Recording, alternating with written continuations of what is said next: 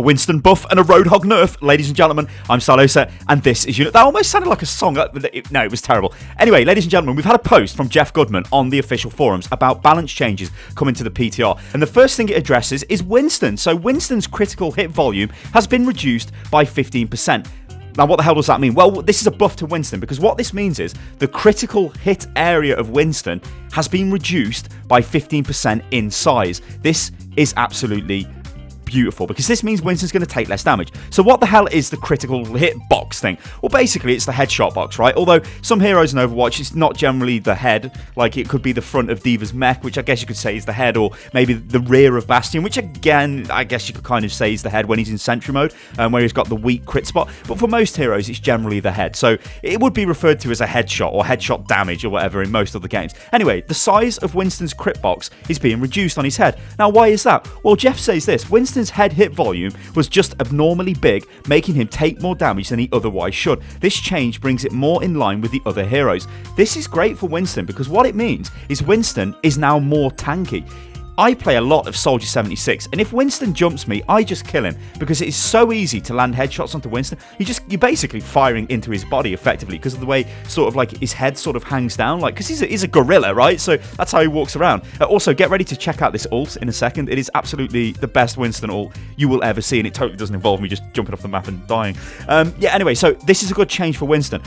What they're doing with heroes as well, especially, well, Winston is, well, I'll get onto that in a second, but basically what they do with heroes is, if only you guys were inside my mind, you would know what I just said to myself, but yeah. What they're doing is minor changes to heroes to make sure the balance isn't too, that ult was just so bad, isn't too ridiculous, like to make them super powerful. Because Winston, I think, is in a very unique position. If you buff Winston too much, Winston could definitely bring back sort of like a very heavy tank meta, because Winston is this highly mobile, like, quite effective tank. And even, to be honest, right now Winston is coming back into the game, because there's a lot of Tracer and Genji use, and Winston is the ideal character or the ideal tank to deal with those kind of heroes, which is great, and it means Winston's coming back. So you've got to be really careful with what you do to Winston. You don't want to go too crazy, you don't want to give him too much power, because then you'll see him in every single game. Now, what would I actually like to see happen to Winston? What I want to do is go back in time, because I think this is a good change. This is obviously great that we've got the reduced damage on his, or the reduced size of his hitbox on his head, so less critical damage he's going to take, so less crit damage, so he's more tanky, right? That's great. What I'd like to see, though, is something done to his barriers. Now, if you remember a while ago, back in Season 1, when Overwatch launched, there was no hero limit, so you could literally take as many heroes as you wanted. So you could take 3 Winstons, 4 Winstons, hell, you could take 6 Winstons if you were crazy enough to do so. Now, during that period, Winston's bubble got nerfed. It used to be 1,000 hit points, this barrier, which is obviously quite substantial. However, they nerfed it down to 500. The reason for that was because you could stack Winstons and just drop loads of these bubbles all over the place, which was absolutely ridiculous.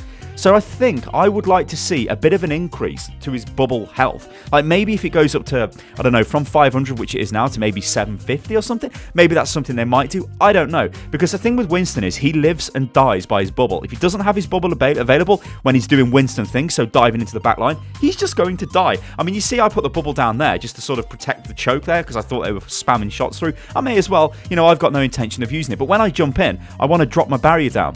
And this is the other thing as well. If you look at Winston compared to May can destroy her wall, right? May drops a wall, okay, it blocks, it is a piece of terrain, so it blocks your movement and it blocks enemy movement, which is a bit different to Winston's bubble, which everybody can run through.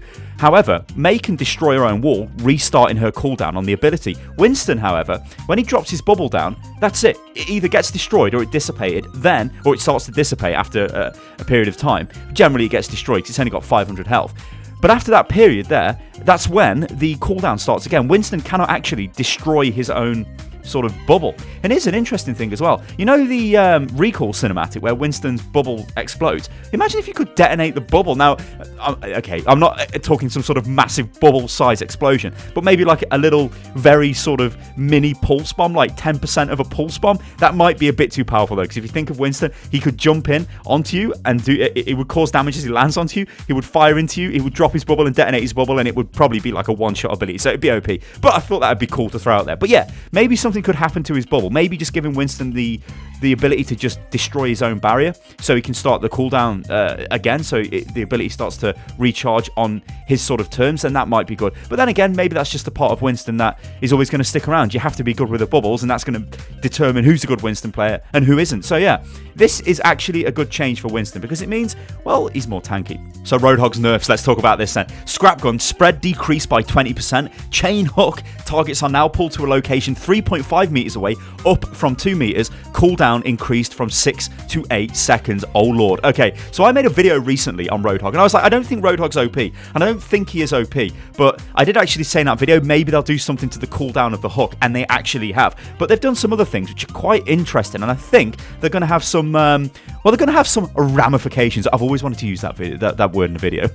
Alright, so what they've done is reduce the spread on the gun by 20%. So when you primary fire somebody, in this clip here, you can see me primary firing because this isn't, and none of these changes are actually in these clips because they haven't hit the PTR yet, because obviously this was just all posted on the forum by Jeff and he was explaining what they're going to do. But yeah, your primary fire, the spread has been decreased by 20%, so it doesn't spread as much. This means you're more effective at engaging targets at a longer range. Obviously, it's still close range because it's a shotgun, right? But it won't have this massive spread. So that kind of is a little bit of like a buff in a way. Like, you don't actually need people point blank on you to use it. You can fire at them like in a brawl and it will be more effective damage, because you'll notice a lot of Roadhog players do default to the secondary fire a lot when a team fight breaks out, unless somebody's literally point blank. Like, you would use the primary fire only when they're on top of you, so generally after you hook them, or if you're just running right up to them and firing at them. So now it's going to give you a bit of an option to use the primary fire, maybe sometimes where you would have used the secondary fire, which is quite interesting.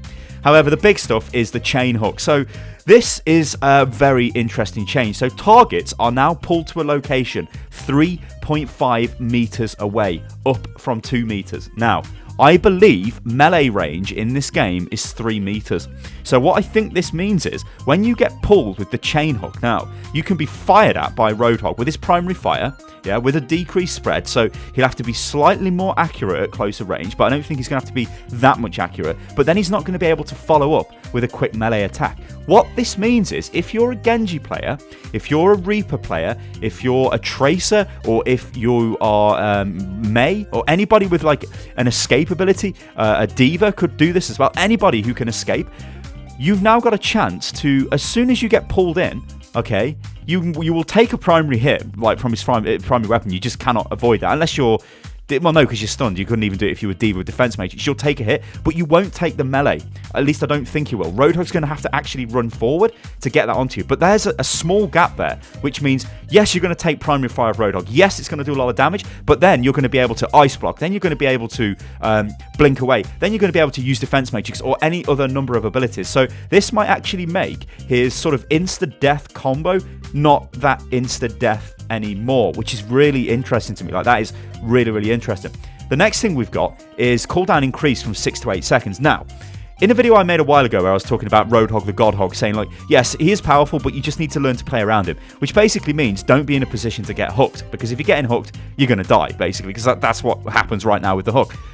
However, increasing the cooldown means it's not going to be available all of the time. Now, generally, Roadhogs, they would throw random hooks, yeah? They'd throw them round corners, they'd predict, like, maybe somebody's going to be here, they'd throw it, and that's fine, that's good Roadhog play. But now, they'll have to be a little bit more conservative, because 2 seconds, it might not seem like a lot, but it actually is, because it means that hook, well, it's not going to be available all of the time. I mean, okay, it was only available every 6 seconds, which is a bit mad, because you could throw the hook every 6 seconds. But you have to look deeper at this. Look at abilities like Zarya's projected barrier. Look at Genji's deflect. This is meaning that their abilities are actually up when Hog's when Hog's hook is up. So this means there should be viable counters to Roadhog's hook. So what they're trying to do here, I believe, with Roadhog is give you skill-based counters to Roadhog's hook combo. So if you get hooked now, because of the cooldown reduction on the hook, you should probably have a Zarya player with a bubble ready, and that Zarya player needs to bubble you, right, to stop you taking the damage, and then you can't take the melee follow-up because you're not pulled as close to Roadhog. Then you can move away. Or if you're a Genji player, you know you should have deflect available. So when you know Roadhog hasn't used his hook for a while, you should have your deflect available now, and you can use it before he gets you with the hook. So I think this is absolutely interesting, right? I know I say that a lot. I've been saying it a lot recently in videos, but I think it is. Like these, this is a Roadhog sort of nerf buff in a way. They've buffed his primary fire, so it'll be slightly more effective in some situations, but not as effective point blank like it is right now. It still will be if you've got the accuracy to aim into the head. I'm still pretty confident you're going to be able to just one-shot most people when you hook them in. You just need to fire into their face, basically, which, you know, it lines up to allow you to do that. So that's going to be okay. Increasing the cooldown on the hook, I think that's fine. I kind of wanted that. 2 seconds, I think, is fine. I don't think we're going to see much more than that. And yeah, and Winston, like, the Winston buff is good, is interesting. It's going to make him more tanky. I think that's all we're probably going to see, though, for a while with Winston. I don't think we're going to see tons and tons of changes because you've got to be very careful with these kind of things. Anyway, ladies and gentlemen, let me know what you think about this in the comments below. These are very interesting changes. I've been Stylosa, this is Unit Lost, and I'll catch you next time. Toodaloo.